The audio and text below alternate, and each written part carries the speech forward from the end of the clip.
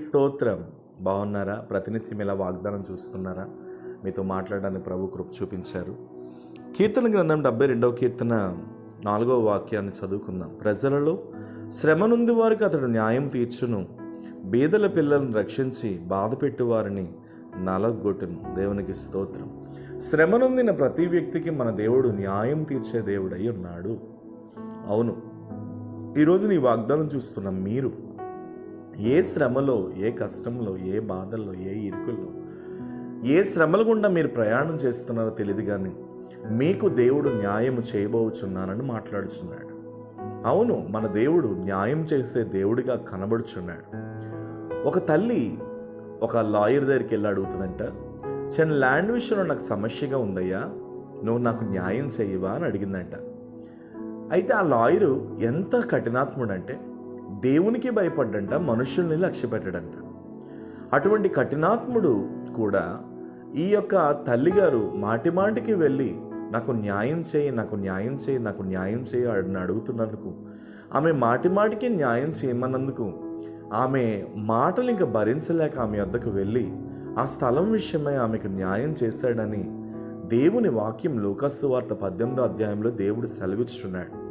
అయితే అంత భయంకరమైన శ్రమలోనే ఆ బిడ్డ ఎప్పుడైతే మొర్ర పెట్టిందో ఆ బిడ్డకు న్యాయం తీర్చిన దేవుడు, ఆ తల్లికి న్యాయం తీర్చిన దేవుడు, తాను ఎందు విశ్వాసం ఉంచిన వారు, తనను నమ్ముకున్నవారు దివారాత్రులు మొర్ర పెట్టినప్పుడు దేవుడు వారికి న్యాయం తీర్చడా అని దేవుడు మాట్లాడుచున్నాడు. ఈవేళ మీరు గమనించండి, న్యాయం తీర్చే దేవుడిగా నీ దేవుడు అగపడుచున్నాడు. శ్రమ నొందిన వారికి ఆయన న్యాయం తీర్చడంలో సమర్థుడైన దేవుడై ఉన్నాడు. ఈవేళ మీరు ఎటువంటి శ్రమలో మీరు నిలుచున్నారో కానీ మీ ప్రతి శ్రమను నా దేవుడు గమనించుచున్నాడు. ధైర్యం తెచ్చుకోమని దేవుడు మాట్లాడుచున్నాడు. ఈవేళ ఒక మాట మీతో చెప్పాలని ఆశపడుతున్నాను. శ్రమలను జయించగలిగిన శక్తిని దేవుడు నీకు అనుగ్రహించబోచున్నాడు. శ్రమలను నువ్వు జయించబోతున్నావు. బైబిల్ సెలవిచ్చుచున్నది, శోధన సహించువాడు ధన్యుడు. ఎవడైతే శోధనను తట్టుకుంటాడో అట్టి వానికి దేవుడు జీవ కిరీటమును అనుగ్రహించబోచున్నాడు.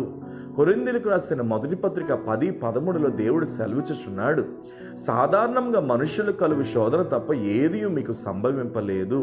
దేవుడు నమ్మదగినవాడు, శోధనతో కూడా తప్పించుకునే మార్గమును దేవుడు కలుగు చేయును అని దేవుడు మాట్లాడుచున్నాడు.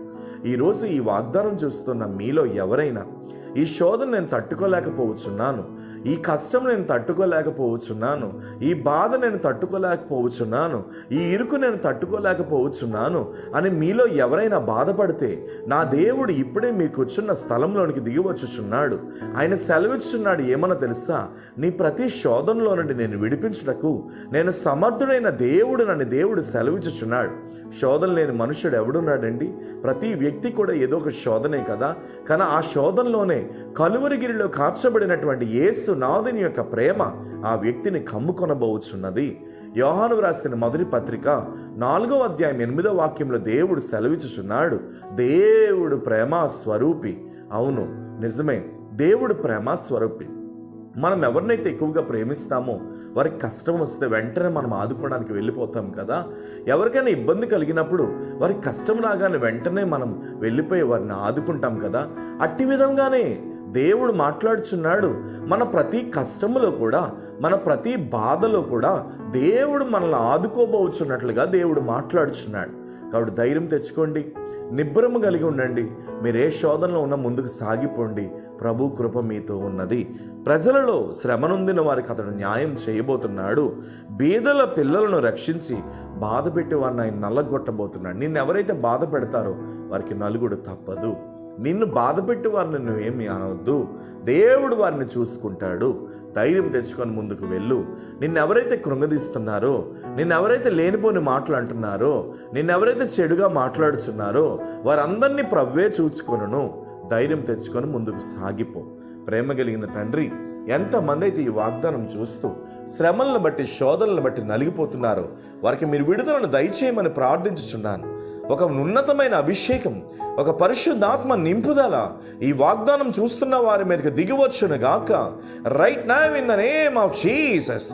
ఇప్పుడే కలువరి గిరిలో కార్చబడినటువంటి రక్తం చేత వారిని మీరు విడిపించమని ప్రార్థించుచున్నాను. మీరు అద్భుతం చేయమని యేసు నామమున అడుగుచున్నాను తండ్రి.